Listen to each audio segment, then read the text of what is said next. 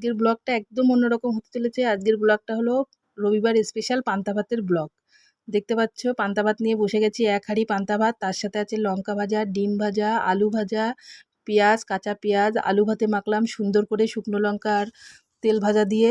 তার সাথে আছে কাঁচা লঙ্কা আর আছে পান্তা ভাতের জল। আমি পান্তা ভাত খেতে খুব ভালোবাসি, কিন্তু আমি তরিজুত করে মেখে খেতে পারি না দেখে খাওয়া হয় না। সেই জন্য তোমাদের দাদাভাই তো রবিবার বাড়ি থাকে, সেই জন্য শনিবারের দিন আমি পান্তা করে রেখে দিয়েছিলাম।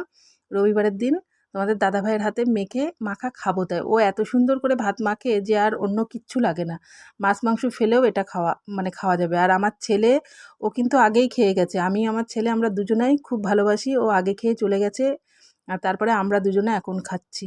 তাহলে চলো আর বেশি বকবক না করে পান্তা ভাতটা একটু এনজয় করে খাই। তোমরা যারা যারা চ্যানেলটি এখনও সাবস্ক্রাইব করোনি অবশ্যই চ্যানেলটিকে সাবস্ক্রাইব করে দিও, ভালো লাগলে একটা লাইক আর কমেন্ট করো। আর পান্তা ভাত খাওয়া কিন্তু শরীরের পক্ষে খুব উপকার এই গরম।